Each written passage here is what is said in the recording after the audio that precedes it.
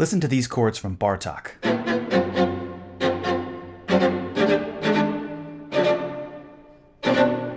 Welcome to Keith Horn's Chord of the Week. Bartók's third string quartet from 1927 stands out from the other five. It's unique because its four movements run one into another without a break. They just segue one into another like one continuous movement. And it's also the shortest of his quartets. It usually runs about 15 minutes. And it's one of the more harmonically adventurous of the group. Which brings me to this section from the third movement.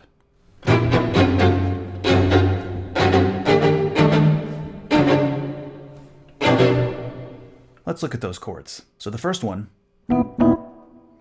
I have trouble figuring out what to call it because it's just sort of a shape.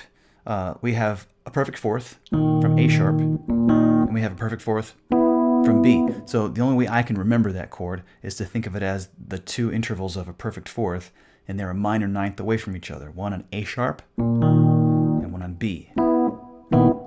That's the first chord. Kind of a weird one, but I love it.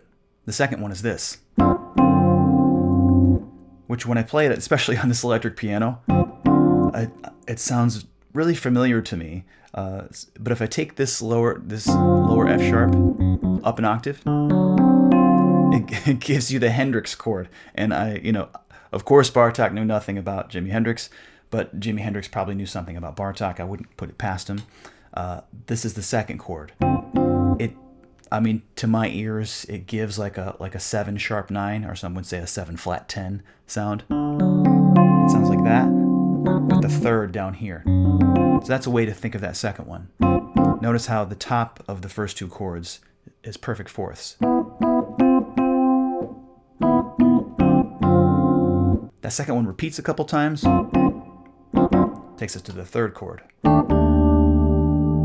which again, it sounds familiar, and it's because to my ears, if I rearrange these notes to this, it's a Phrygian chord, which is a really common chord, especially in jazz music. If you have this, those are the same notes rearranged, realigned. It gives like an F dominant kind of sound, or a more altered B dominant sound. Right, so it kind of sounds jazzy. Half of it is this electric piano that I'm always using, but this is the third chord. So we're halfway through this phrase. All 6 of these chords are really interesting to me. Here's the fourth one. Again, it's 2 perfect fourths, but this time they're a tritone apart. We have one from D sharp and one from A. So it's similar to the first one, and the first one was 2 fourths, a minor ninth apart. This one is 2 fourths, a tritone apart. That's the fourth chord. Fifth chord is this, that's a D minor over C sharp, which I remember encountering this chord in Holst. I'm not going to play this exactly right, but it was something like, I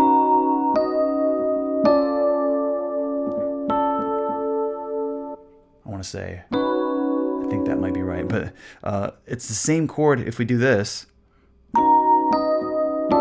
There's the D minor over C, the exact same voicing, an octave higher, but here it's an octave lower and punched, and it has a completely different effect. You wouldn't even recognize it as the same chord. That's the fifth one. It's a D minor over C sharp. And finally, the sixth chord is this.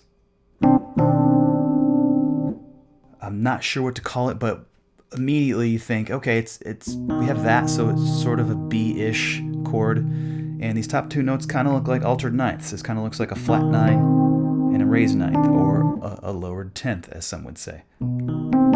If we had a B7, and we took the ninth and split it in two, call it we can call it a B7 split 9, but we remove the 7, that's the sixth chord in this phrase from Bartók. So again, here's all of those chords together.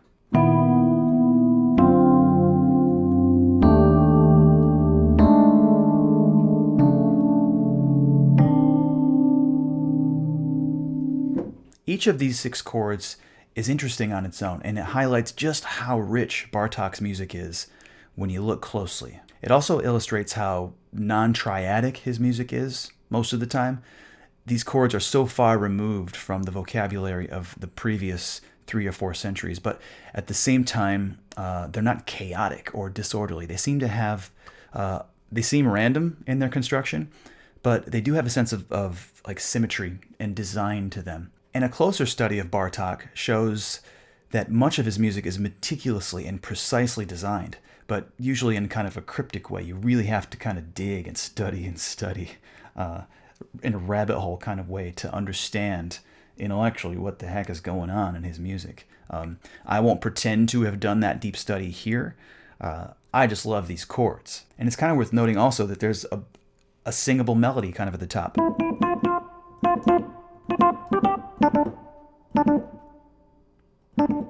Sort of hooky. It's kind of a hook, I guess.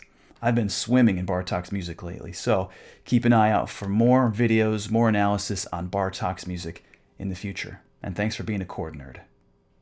Yeah. Who this? This beat. Yo, who this? Yo, who this? Who this?